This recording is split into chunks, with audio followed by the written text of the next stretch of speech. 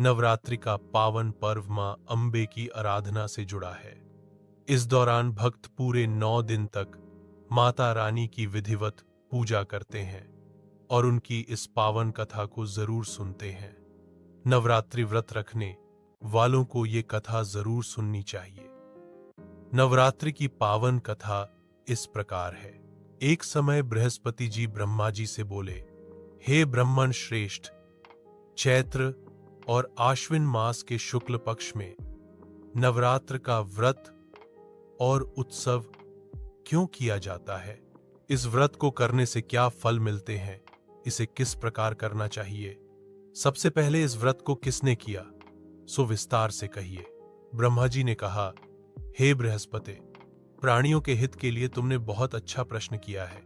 जो भी मनुष्य मनोरथ पूर्ण करने वाली मां दुर्गा, महादेव, सूर्य और नारायण का ध्यान करते हैं, वे मनुष्य धन्य हैं। यह नवरात्र व्रत संपूर्ण कामनाओं को पूर्ण करने वाला माना गया है।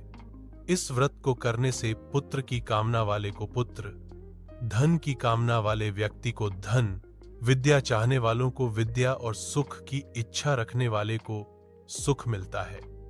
इस व्रत को करने से रोगी मनुष्य का रोग दूर हो जाता है। ये व्रत मनुष्य की संपूर्ण विपत्तियों को दूर कर देता है और घर में सुख समृद्धि बढ़ाता है। इस व्रत को करने से समस्त पापों से छुटकारा मिल जाता है और मन का मनोरथ सिद्ध हो जाता है। साथ ही जो मनुष्य इस नवरात्र व्रत को नहीं करता, वह अनेक दुखों को भोगता है और कष्ट व रोग से पीड़ित हो, अंगहीनता को प्राप्त होता है, उसके संतान नहीं होती और वह धन धान्य से रहित हो, भूख और प्यास से व्याकुल इधर उधर घूमता फिरता है तथा संज्ञाहीन हो जाता है। जो सधवा स्त्री इस व्रत को नहीं करती, वह पति सुख से वंचित हो नाना प्रकार के दुखों को भोगती है।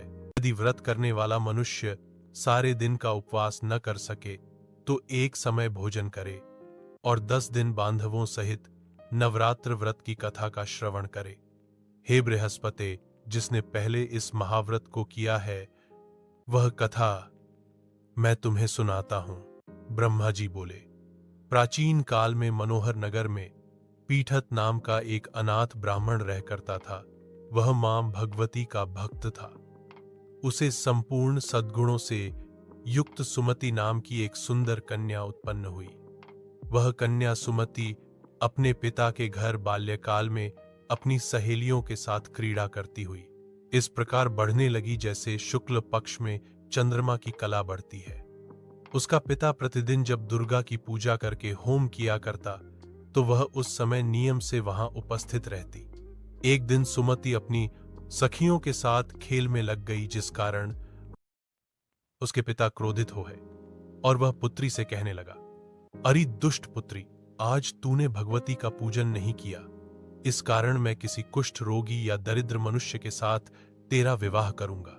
पिता का ऐसा वचन सुन सुमति को बड़ा दुख हुआ और पिता से कहने लगी, हे पिता, मैं आपकी कन्या हूं तथा सब तरह आपके अधीन हूं, जैसी आपकी इच्छा हो वैसा ही करो। राजा से, कुष्ठी से, दरिद्र से अथवा जिसके साथ चाहो मेरा विवाह कर दो, पर होगा वही जो मेरे भाग्य में लिखा है।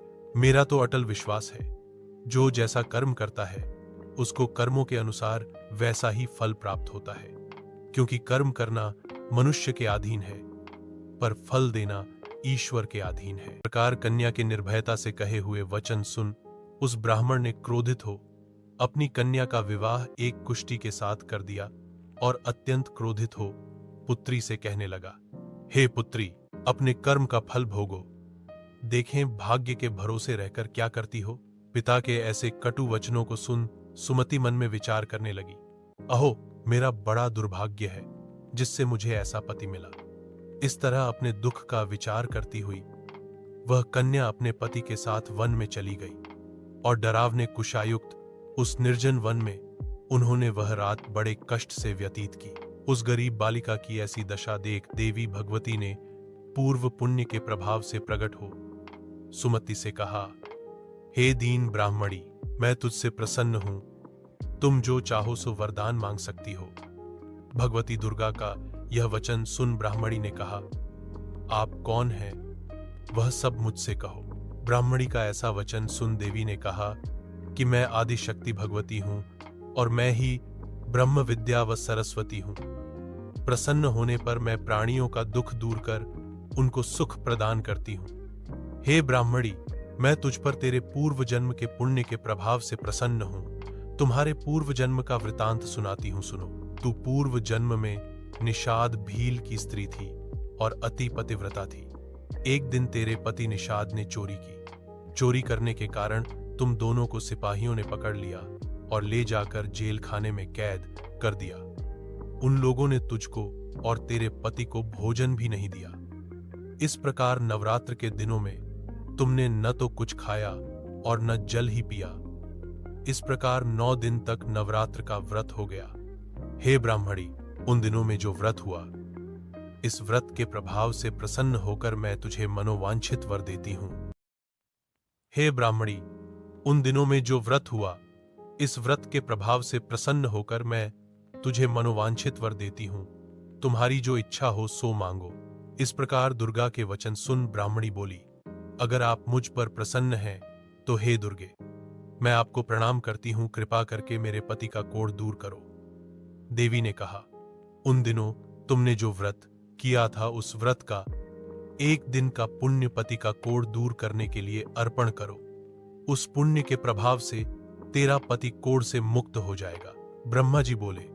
इस प्रकार देवी के वचन सुन वह ब्राह्मणी बहुत प्रसन्न हुई और पति को निरोग करने की इच्छा से जब उसने तथास्तु, ठीक है, ऐसा वचन कहा, तब उसके पति का शरीर भगवती दुर्गा की कृपा से कुष्ठ रोग से रहित हो अति कांतिवान हो गया।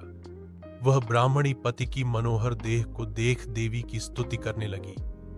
हे दुर्गे, आप दुर्गति को दूर करने वाली, तीनों लोकों का संताप हरने वाली, समस्त दुखों को दूर करने वाली, रोगी मनुष्य को निरोग करने वाली, प्रसन्न हो मनोवांछित वर देने वाली और दुष्टों का नाश करने वाली जगत की माता हो। हे अम्बे, मुझ निरपराध अबला को मेरे पिता ने कुष्ठी मनुष्य के साथ विवाह कर घर से निकाल दिया।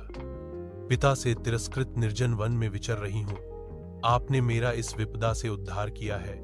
हे देवी, आपको प्रणाम करती हूं, मेरी रक्षा करो। माँ जी बोले, हे बृहस्पति। उस ब्राह्मणी की ऐसी स्तुति सुन देवी बहुत प्रसन्न हुई और ब्राह्मणी से कहा, हे ब्राह्मणी, तेरे उदालय नामक अति बुद्धिमान, धनवान, कीर्तिवान और जितेंद्रिय पुत्र शीघ्र उत्पन्न होगा। ऐसा वर प्रदान कर देवी ने ब्राह्मणी से फिर कहा कि हे ब्राह्मणी, और जो कुछ तेरी इच्छा हो वह मांग ले। भगवती दुर्गा का ऐसा वचन सुन सुमत ने कहा कि हे भगवती दुर्गे, अगर आप मुझ पर प्रसन्न हैं तो कृपा कर मुझे नवरात्र व्रत की विधि और उसके फल का विस्तार से वर्णन करें। महात्म्य। इस प्रकार ब्राह्मणी के वचन सुन दुर्गा ने कहा, हे ब्राह्मणी, मैं तुम्हें संपूर्ण पापों को दूर करने वाले नवरात्र व्रत की विधि बतलाती हूं, जिसको सुनने से मोक्ष की प्राप्ति होती है। आश्विन मास के शुक्ल पक्ष की प्रतिपदा से लेकर 9 दिन तक विधिपूर्वक व्रत करें। यदि दिन भर का व्रत न कर सकें तो एक समय भोजन करें।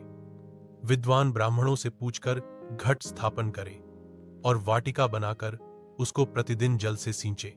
महाकाली, महालक्ष्मी और महासरस्वती देवी की मूर्तियां स्थापित कर उनकी नित्य विधि सहित पूजा करें और पुष्पों से विधिपूर्वक अर्घ्य दें। बिजौरा के फल से अर्घ्य देने से रूप की प्राप्ति होती है।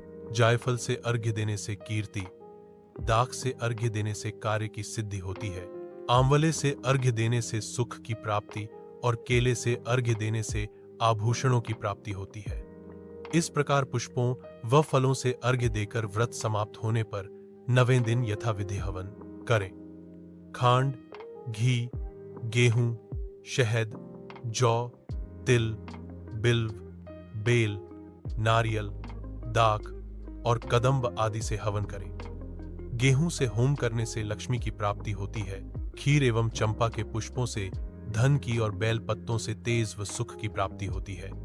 आंवले से कीर्ति की और केले से पुत्र की, कमल से राज सम्मान की और दाखों से संपदा की प्राप्ति होती है। खांड, घी, नारियल, शहद, जौ और तिल तथा फलों से होम करने से मनोवांछित वस्तु की प्राप्ति होती है। व्रत करने वाला मनुष्य इस विधि विधान से होम कर आचार्य को अत्यंत नम्रता के साथ प्रणाम करे और यज्ञ की सिद्धि के लिए उसे दक्षिणा दे। इस प्रकार बताई हुई विधि के अनुसार जो व्यक्ति व्रत करता है उसके सब मनोरथ सिद्ध होते हैं, इसमें तनिक भी संदेह नहीं है। इन 9 दिनों में जो कुछ दान आदि दिया जाता है उसका करोड़ों गुना फल मिलता है। इस नवरात्र व्रत करने से अश्वमेध यज्ञ का फल मिलता है। हे ब्राह्मणी, इस संपूर्ण कामनाओं को पूर्ण करने वाले उत्तम व्रत को तीर्थ, मंदिर अथवा घर में विधि के अनुसार करें। ब्रह्मा जी बोले, हे बृहस्पति, इस प्रकार ब्राह्मणी को व्रत की विधि और फल बताकर देवी अरंतध्यान हो गई। जो मनुष्य या स्त्री इस व्रत को भक्तिपूर्वक करता है वह इस लोक में सुख प्राप्त कर अंत में दुर्लभ मोक्ष को प्राप्त होता है। हे बृहस्पति, यह इस दुर्लभ व्रत का महात्म्य है जो मैंने तुम्हें बतलाया है। यह सुन बृहस्पति जी आनंद से प्रफुल्लित हो ब्रह्मा जी से कहने लगे कि हे ब्रह्मन, आपने मुझ पर अति कृपा की जो मुझे इस नवरात्र व्रत का महात्म्य सुनाया। ब्रह्मा जी बोले कि हे बृहस्पति, यह देवी भगवती शक्ति संपूर्ण लोकों का पालन करने वाली है। इस महादेवी के प्रभाव को कौन जान सकता है। बोलो देवी भगवती की जय।